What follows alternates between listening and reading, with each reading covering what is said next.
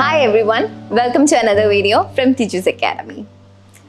ഇന്ന് നമ്മുടെ OET എക്സാമിൻ്റെ ഡേറ്റ് എടുക്കാം. ഇന്നത്തെ വീഡിയോ നമുക്ക് അതിനെ പറ്റി ഒന്ന് ഡിസ്കസ് ചെയ്യാം. മിക്കവാറുമുള്ള സ്റ്റുഡൻസ് വർക്ക് ചെയ്യുന്നവരാണ്. സോ വർക്കിൽ നിന്നും ലീവ് എടുത്തിട്ടാണ് OET പഠിക്കാൻ വരുന്നത്. അവർക്കൊരു ടൈം ഫ്രെയിം ഉണ്ട്, ഒരു 3 months ലീവ് ഉണ്ട്. അപ്പം 3 months കഴിയുമ്പോൾ OET എക്സാം എഴുതിയിട്ട് വേണം തിരിച്ച് വർക്കിൽ ജോയിൻ ചെയ്യാൻ. ചില സ്റ്റുഡൻസ് ഉണ്ട്, എൻ്റെ ഫ്രണ്ടും ഞാനും ഒരുമിച്ചാണ് OET എക്സാം എഴുതുന്നത്. അപ്പോൾ ഞങ്ങൾ രണ്ടുപേരും പ്ലാൻ ചെയ്യുന്നത് ഒരു ആഫ്റ്റർ 2 months എക്സാം എഴുതാൻ വേണ്ടിയിട്ടാണ്. പിന്നെ കുറച്ച് പേര് വരും ദാറ്റ് എനിക്കൊരു പ്ലാൻ ഉണ്ട്, ആ പ്ലാൻ അനുസരിച്ച് ഒരു 4 months കഴിയുമ്പോൾ ഞാൻ എക്സാം എഴുതും. ഇങ്ങനെ വരുന്ന കുറച്ച് കുട്ടികളുണ്ട്. പക്ഷേ ഈ രീതിയിലാണോ ശരിക്കും നമ്മുടെ OET എക്സാമിൻ്റെ ഡേറ്റ് എടുക്കേണ്ടത്? ഇതിനെപ്പറ്റി ഒരു ചെറിയ ഡിസ്കഷൻ നമുക്ക് നടത്താം.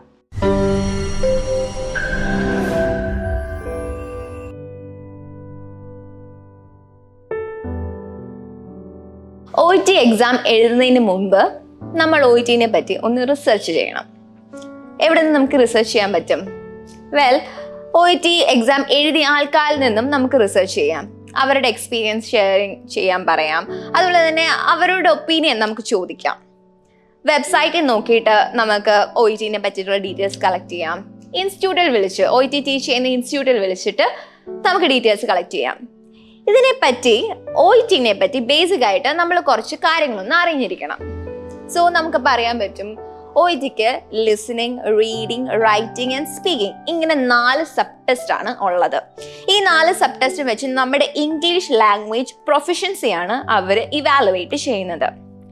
പക്ഷേ ഒരാളുടെ ടാലൻറ്റ് ചിലപ്പം ലിസണിങ്ങിൽ നല്ല രീതിയിൽ കാണും.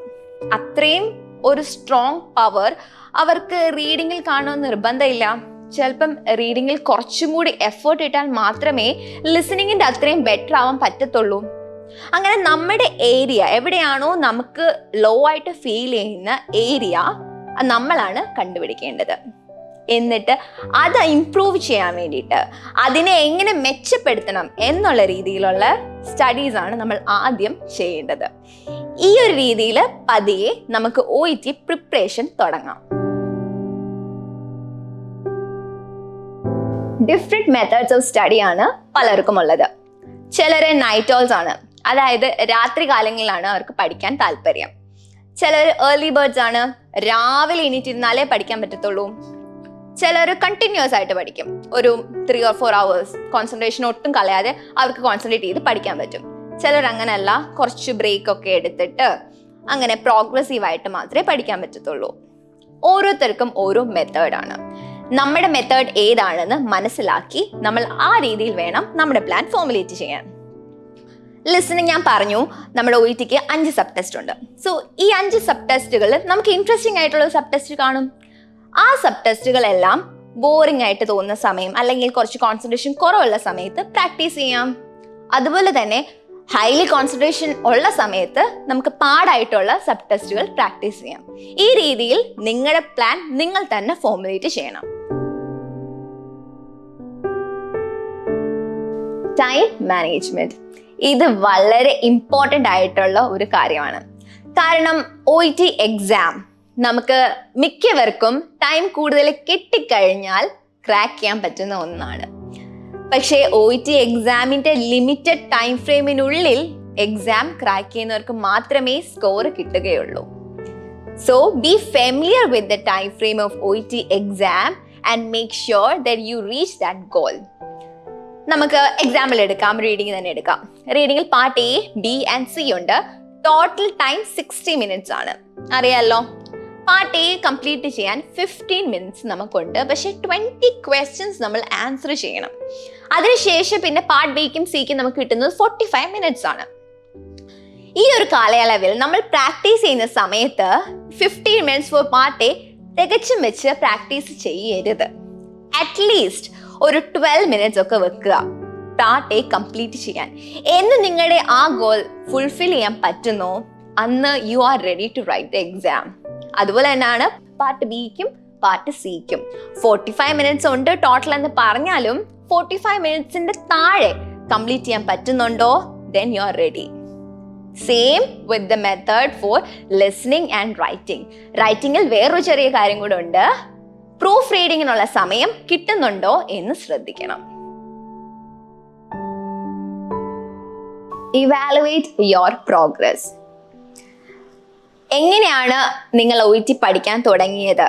ആൻഡ് റൈറ്റ് നൗ നിങ്ങൾ എവിടെയാണ് OET പഠിക്കുന്നതിൽ നിങ്ങളുടെ പ്രോഗ്രസ് എവിടെ എത്തി എന്നുള്ള കാര്യത്തിന്റെ ക്ലിയർ പിക്ചർ നിങ്ങൾക്കേ അറിയത്തുള്ളൂ. അതുകൊണ്ട് തന്നെ മറ്റുള്ള ആൾക്കാരെ വെച്ചിട്ട്, മറ്റുള്ള സ്റ്റുഡൻസിനെ വെച്ച് അല്ലെങ്കിൽ മറ്റുള്ള നിങ്ങളുടെ ഫ്രണ്ട്സിനെ വെച്ച് നിങ്ങളെ ഒരിക്കലും കമ്പയർ ചെയ്യരുത്.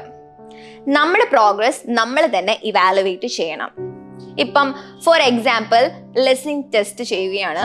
42-ൽ ഒരു 35 കിട്ടി. ഇന്നത്തെ ദിവസം 42-ൽ 35 കിട്ടി.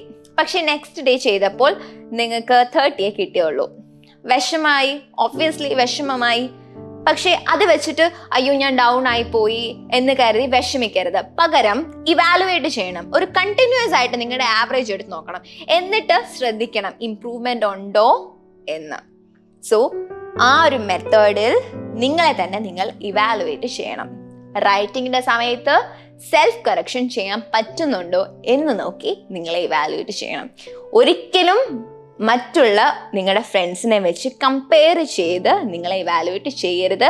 വേറൊള്ള ആള് നിങ്ങളുടെ പ്രോഗ്രസിനെ പറ്റി പറഞ്ഞ് അതിനെ ബേസ് ചെയ്ത് നിങ്ങളെ ഇവാലുവേറ്റ് ചെയ്യരുത്. Next is practice. നമ്മൾ OET പ്രിപ്പറേഷൻ തുടങ്ങുന്ന ആ മൊമെന്റ് തൊട്ട് നമ്മുടെ എക്സാമിനേഷൻ ഡേ വരെ നമ്മൾ കണ്ടിന്യൂസ്ലി പ്രാക്ടീസ് ചെയ്യണം. It will make it change. Slowly ആയിട്ടേ പ്രോഗ്രസ് വരത്തുള്ളൂ, ബട്ട് സ്റ്റഡി ആയിരിക്കും. എന്നും പ്രാക്ടീസ് ചെയ്ത് കഴിഞ്ഞാൽ ഡെഫിനറ്റ്ലി അതിന്റെ വ്യത്യാസം നിങ്ങൾക്ക് തന്നെ ഫീൽ ചെയ്യാൻ പറ്റും. സോ ഒരു ദിവസം പോലും സ്കിപ്പ് ചെയ്യരുത്. Daily practice.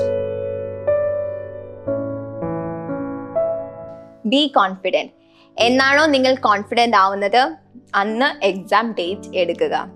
മറ്റൊരാള് നിങ്ങൾക്ക് വേണ്ടി ടാർഗറ്റ് ഡേറ്റ് ഫിക്സ് ചെയ്യാൻ നിങ്ങൾ സമ്മതിക്കരുത്. Be confident and when you are ready write the exam. That's it. OET preparation ടൈമിൽ ഒരുപാട് അപ്സ് ആൻഡ് ഡൗൺസ് നിങ്ങൾ ഫേസ് ചെയ്തിട്ടുണ്ടാവും. But never mind that. Move forward. You can definitely crack OET. Thank you for listening. This is once again Tiju Sir.